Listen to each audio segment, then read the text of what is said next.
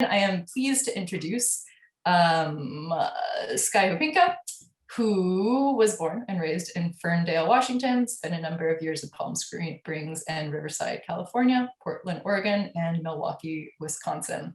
In Portland, he studied and taught Chinookan, a language indigenous to the lower Columbia River Basin. His video, photo, and text work centers around personal positions of indigenous homeland and landscapes, designs of language as containers of culture expressed through personal documentary and nonfiction forms of media. And our moderator for this afternoon, Mariana Sanchez Bueno, who is a filmmaker and film programmer from Bogota, Colombia. She is interested in collaborative ways of making films and in creating communal platforms for conversation around arts and politics. She's co-founder of Corrientes.es, an online site for Latin American moving image, and co-curator of Ellipses, a film series looking to connect film across aesthetic languages. And before I turn it over to Mariana, I'll just add that we have a Q&A section at the bottom of your screens that you can submit any questions that you might have as audience members, and we will bring those up in the conversation. So without further ado, I'll hand it over to Mariana. Thank you so much for joining us this afternoon. Hi, everyone. Thank you, Annie, so much for having us, and thank you, Maysles, as well. And Sky, thank you so much for being here with me. I am very, very excited to have this conversation with you. I followed your work for a while, and I really, really enjoy it. And it was such a pleasure to write for Screen Slate last year in November when I was asked to write about małni, and I am very excited to be here today. So I wanted to start by talking to you about maybe the more quote unquote practical side of your filmmaking.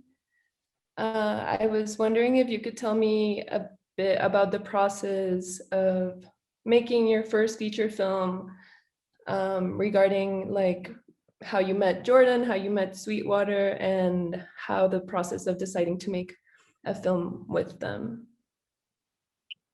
Yeah, thank you. It's good to be here. And I mean, the film, I don't know, I think it really began in 2013 when Jordan and I had made a short film that we both acted in and wrote, and it was all in Chinook. And so it was a way of exploring what cinema looks like using Chinook or an indigenous language in it.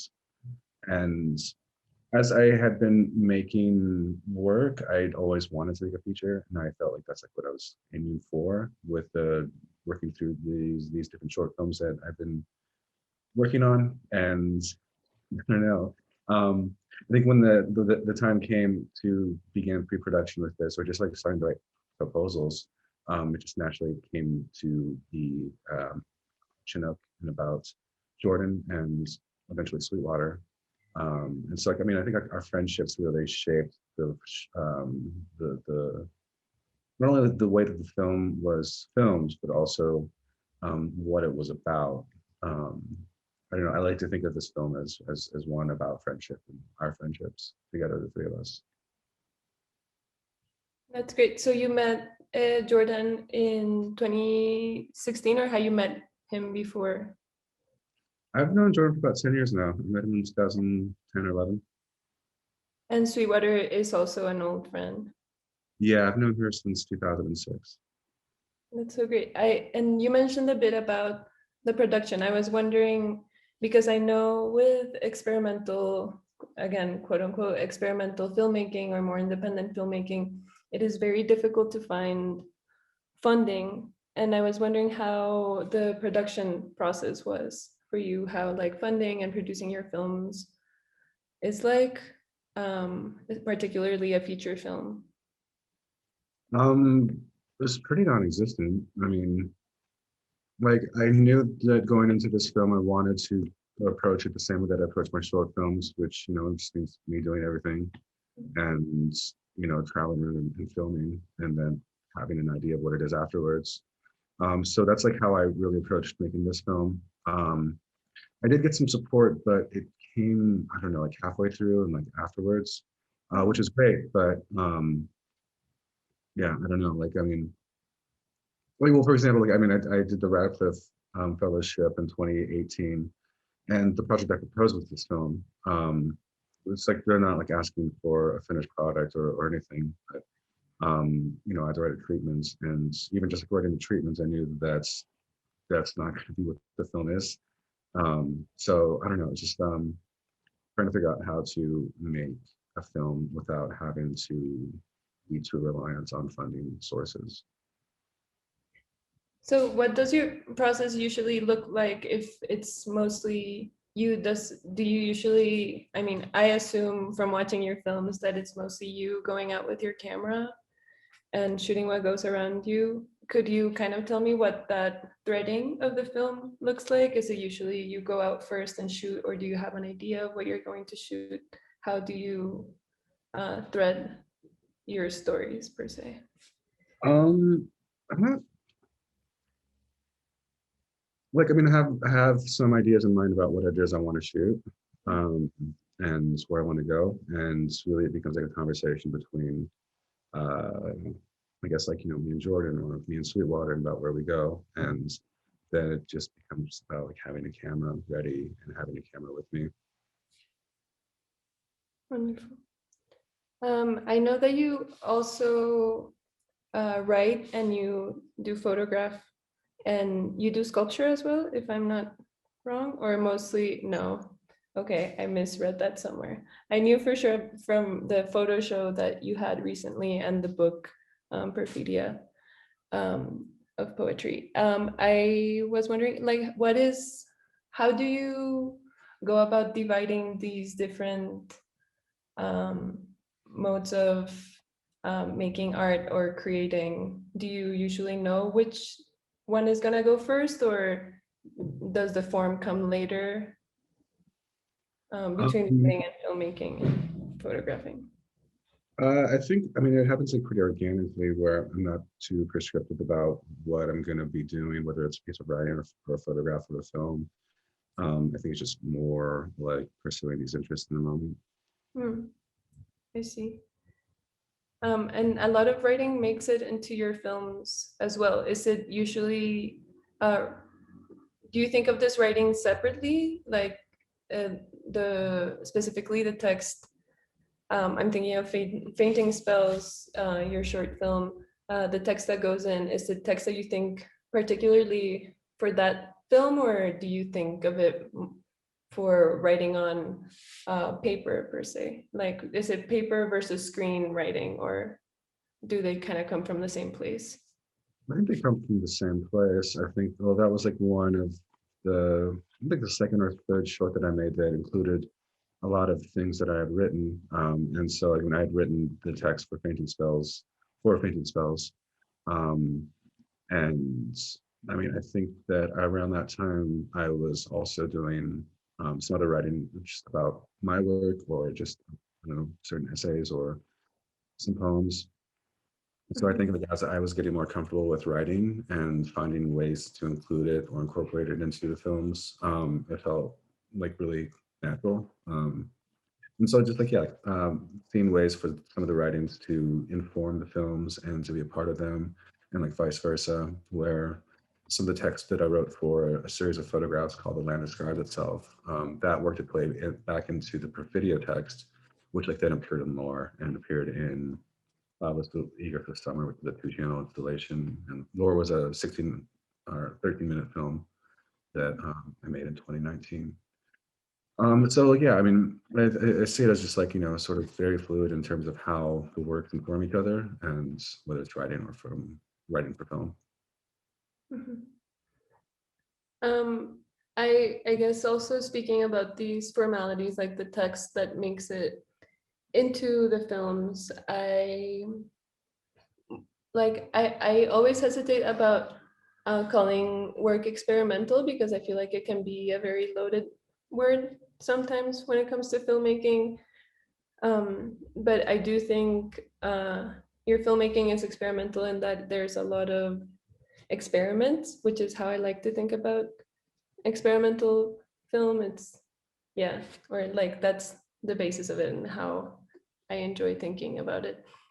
But however, there is this idea of like accessibility around experimental film that sometimes it's like inaccessible, which I actually think is not the case with your filmmaking, because your filmmaking feels very generous and very almost intuitive and emotional, or at least that's the like response that I have, is that I have a very emotional response to your films.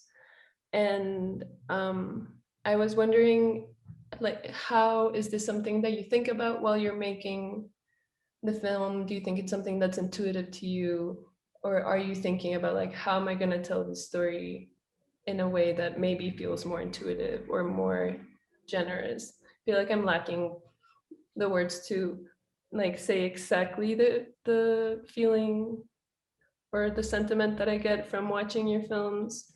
But yeah, I don't know if you could talk a bit about that. I like to think that,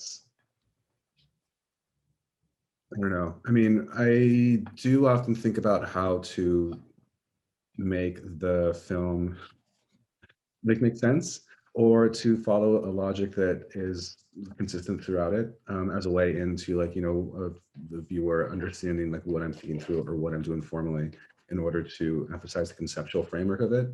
And like that's like what I tend to lean on. I mean, as a way of, I'm not referencing things that I think that you need to be a student of experimental film to understand or to relate to. I do think of like the sort of formal concerns as ways of employing or like relating the more emotional aspect of these concepts or these things that I'm trying to talk about, but also like not trying to point at. It's about trying to illustrate the indescribable, or the ineffable, or the things that are difficult to talk about or that I don't want to talk about. Right? That is such a crazy concept to think about, like describing the undescribable, like making an image for the undescribable. But yeah, it just makes me think about, while you were saying that, I was thinking about like how your, I guess particularly Motney, has like a very evident, at least for me, circular form. It's almost like a spiral, right? Is this something, I know I was reading a bit and I know that you like making the form of the film evident. Is this something that you were thinking about, like thinking of a spiral or a circle when it comes to Mothni?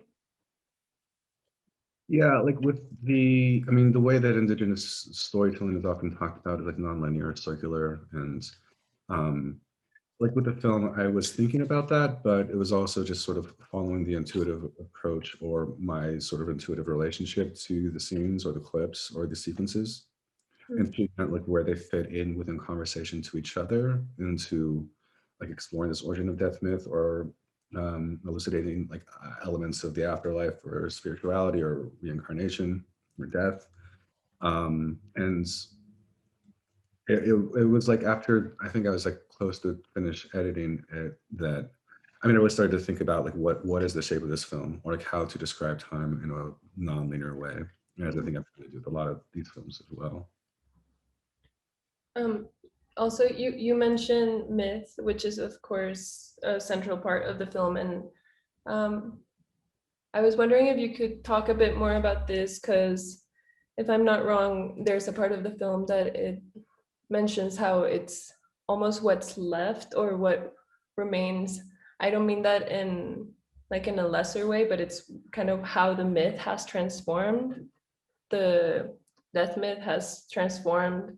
Could you talk about this, about like language and how it transforms, and then how through your filmmaking the myth is also a bit transformed or regenerated? I don't want to say, Yeah, well, with the film too, I wasn't so interested in like reenacting the myth or telling the myth. There's a lot more to it. Like the origin of the death myth, this is like more like an introduction to it. And like the idea of the film being, or beginning to be, about like what are the repercussions of people that are affected by this myth, and how does that change, and how does that evolve, and how does that how do the fundamental aspects of the myths of people that are living this life with the repercussions of this choice Mhm. that was made by leading Elvis. But I think that's like the way that I've been interested in that. I mean, also too, like with language and language shift and the way that languages always shift and change. I think that like that's a sign of a healthy language and a healthy culture is how well it adapts and changes and grows and evolves and suits the needs of the people that are within that community or within the speaking community or culture. Um, so I mean, I do think like yeah, like the film functions in that sort of way as well, or that um, I don't know, it's a continuation. It's not finite and like the ending isn't the ending and the beginning isn't the beginning. Mhm. The middle is the middle. We have a couple of questions that I'll move on to. So the first one is, as a poet yourself, are there any poets or other writers who inspire you, inform your own work? I'm very struck by your use of language in your filmmaking. And they thank you. Thank you. Yeah, actually, oh my God, what is this author's name? Um, hold on. Sabled. Yeah, Sabled. I was reading Rings of Saturn, and I was just really struck by the sort of narrative flow into and the use of language and the beauty of language. And like that was something that I was really thinking about while writing the text that became Graffitia, that was like in lore. And even like as I approached the scripts and the release script for Mothni, or just like the idea of language around it. But that's something I've been thinking about, especially with like reading Rings of Saturn and also like Robert Walter's The Walk, was just how much it is about language and words and the flow of words and the sound of words. And like that's what I really think a lot about, especially with the text like Perfidia for the filmic lore. And then also with Mothni, where what I ended up doing for that was like I didn't know whether I should write the voiceover out in English and translate it to Chinook or write it in Chinook. But so eventually I just watched the film and recorded myself talking over it as I was watching it and responding to it. Like that felt natural or felt appropriate for this film and for this process. But I think the central sort of idea remains is just I think just have like a fascination with the language. And I mean, I think just as important as the meaning of words, maybe not just as important, but additionally as the importance of the meaning of words, like I just really enjoy the sound of words and what language sounds like when it's spoken, or how pacing and syntax and flow and elisions and contractions all relate to, I guess, like different ways of understanding it. Yeah. I also feel like, I mean, I'm gonna go back and then I'll go to the other question. There's something about, I was thinking about scale in Mothni, maybe not necessarily scale within the frame, but if you were to scale like the importance of things in the film, and it feels like humans, nature, like landscape and words are almost at the same scale. Do you feel like how do you connect language to landscape? Is that something that you're thinking about? Yeah, I mean, well, I guess like it's broader too in terms of the idea of like what is language, like I mean I think it is like beyond like the spoken word or like the written word, I mean obviously like there's like so many different ways to communicate and that are like whether they're gestural like with your hands or based on your relationship to people, like the things that aren't spoken, and it's like how you understand or how you prepare yourself to understand and listen to these different ways of communication. That yeah, I mean I think like even just like, I mean, simple things like, shooting Sweetwater and Jordan out of focus and the background is what's in focus. I mean, that was something that I did just like while shooting because I liked how it looked and I felt like it could mean something later or it could be applicable to different sort of cuts later. And so it became a sort of strategy throughout the film. And I think that it also does underscore like the relationship to these people within these different spaces, but then also how the space is, I don't know, like this with and despite their presence or absence.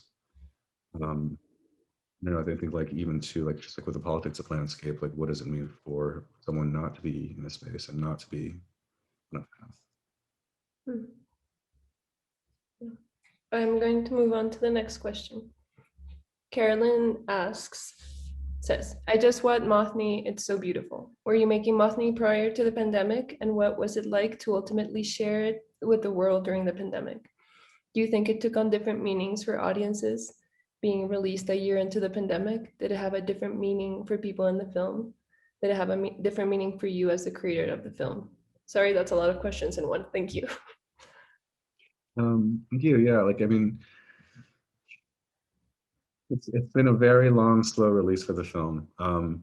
It premiered in January of 2020 and played 2 or 3 festivals before the pandemic hit. So it's been a very long and slow release. And I'm thankful for it being screened in these different venues virtually. It's challenging. You think about, I don't know, even like not watching it. I still think I'm like trying to figure out how to watch this film or what I think about this film. Well, it's like, I mean, with like my short films, like when I'd have a screening with them, like, I mean, I would change the order around, I'd change the films, like I wouldn't show all of them, but so I'd always like end up like in the theater watching the program and, seeing the work and all together. And like that was a way for me to help evaluate what I was doing and critique what I was doing and to question what I was doing. And I think like have a healthy relationship to my practice.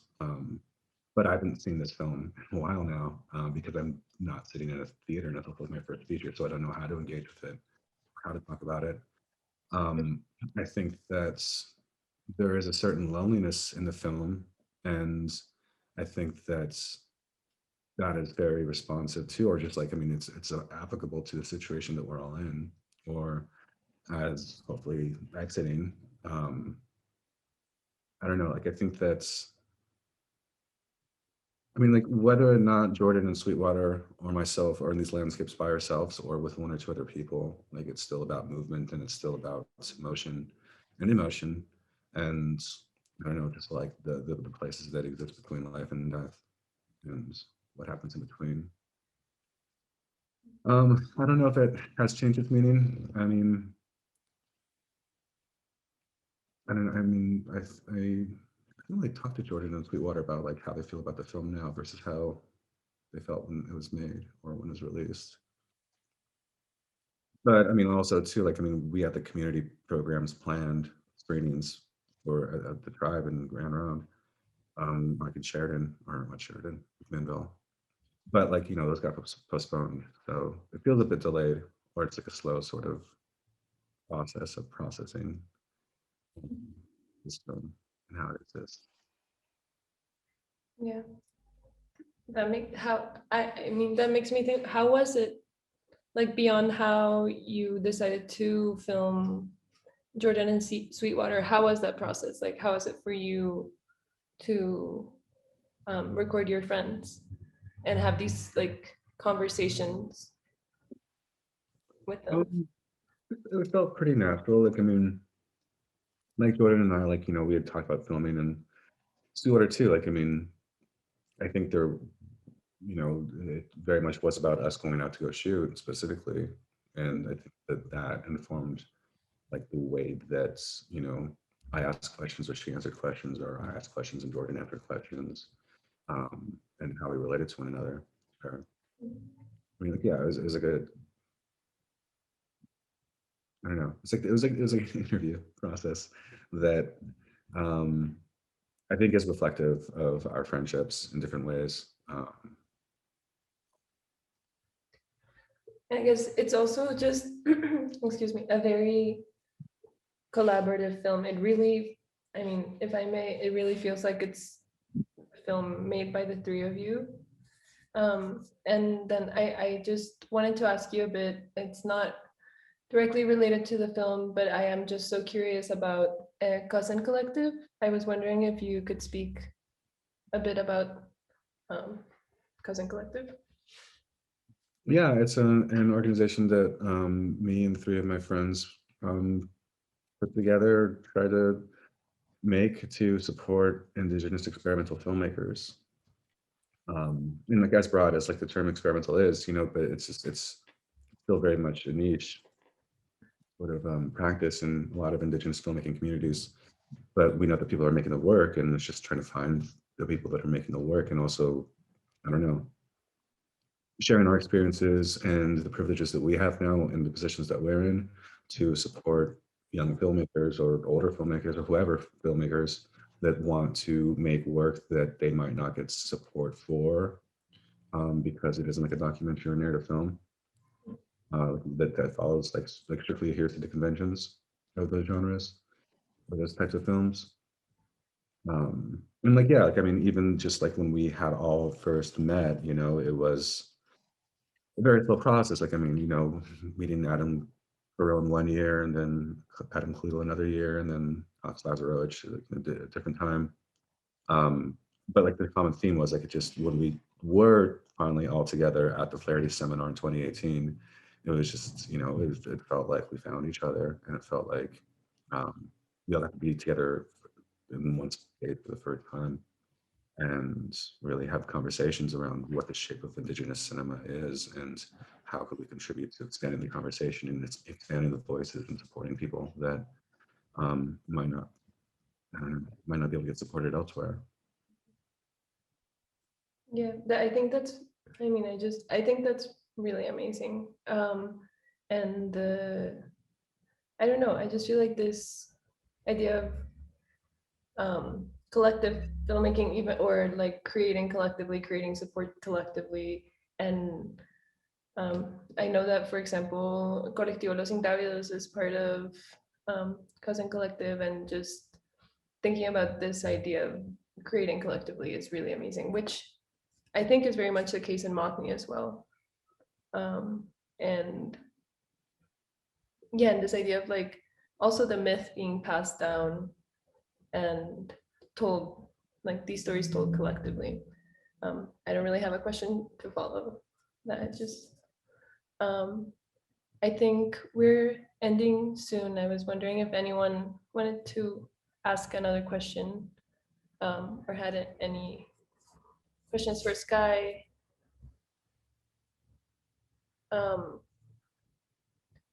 Otherwise, I don't know if you have any questions for me, Sky, or anything you want to talk about regarding małni that maybe I didn't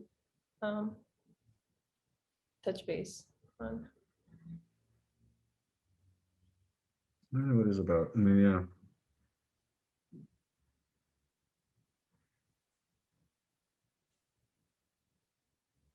I don't know. It's a film that, I mean, I guess I could go back to the question that the person had asked me in the Q&A about how I feel about it. Like, I mean, I think I do return to it, or I do think about it, especially around death and around life, and thinking about how so many different lives that, I don't know, people that I know and how they've been affected by all of this and how I've been affected in family. And I don't know, it's just,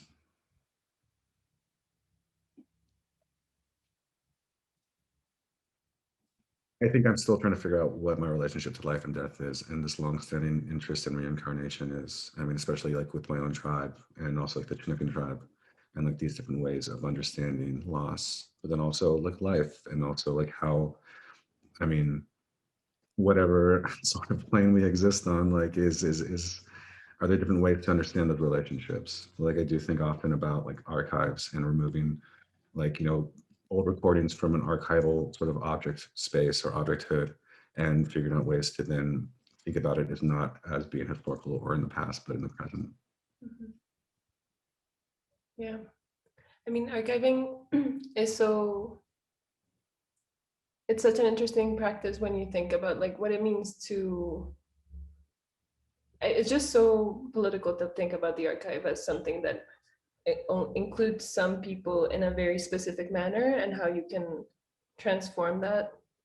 Oh, we have another question. Again from Carolyn, who asked the previous question. She says, in Małni, I really like your mode of using silences. Wondering how you feel about the use of silence, or if you think about it. Oh, I think about it a lot. Even just now, like when I took a moment to respond, I was like, oh, it's silence. That's okay. Like sometimes it's okay to be silent and like to have these moments of reflection. And I mean, I really do think about that a lot with the film, or like the films is, you know, how also to like give an audience a break to just process something that they just seen or to reflect on it, and how the sort of silent space like is, I don't know, it's a break, but it's also, there's a lot of things happening when there isn't something going on, and it's not about filling every second of the film with some sort of action or some sort of chaos, or to maximize the, I don't know, the things I'm cramming in there. I do tend to think that like I put a lot into the films, and I hope I can part that out a bit. Um, but even like it's like structurally too, like I mean, I try not to do more than what the project calls for, whether it's a short film or for a feature. I guess with this feature, and I don't know, it's also a way to just like think about what it is I'm trying to do and not try to do too much, or not try to, or just try to do how much is needed, I guess. Yeah, also what you were saying about language and the phonetics of language, there's also the silence is part of that, no? It's like part of the rhythms of language, and they're usually thought of this empty space, which is of course very important, but it's also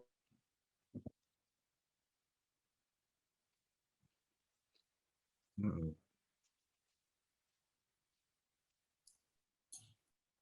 Maybe a really appropriate moment for somebody to zoom when they're talking about empty space. Mhm.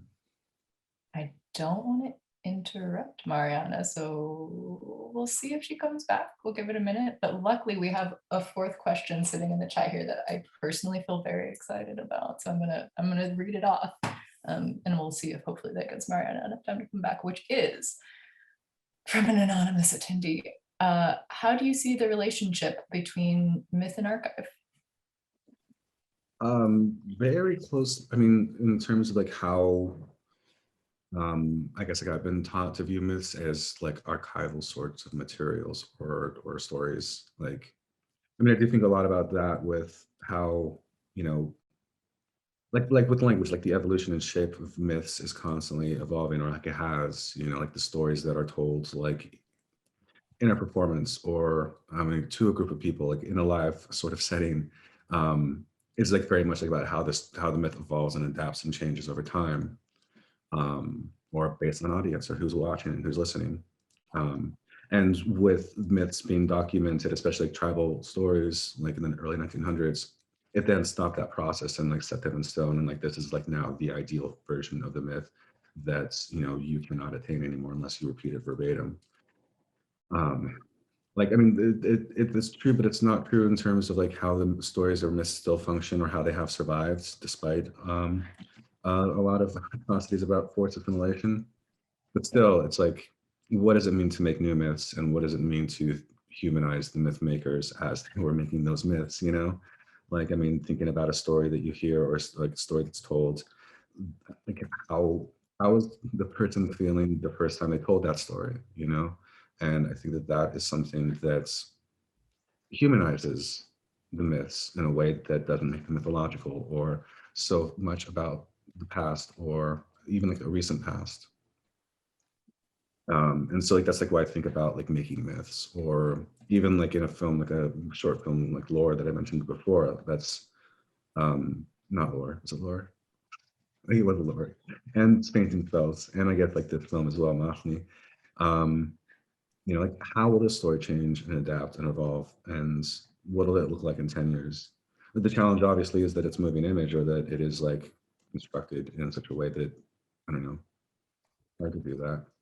But I think like getting this out of the archives is really important for the continuation and health of community and culture.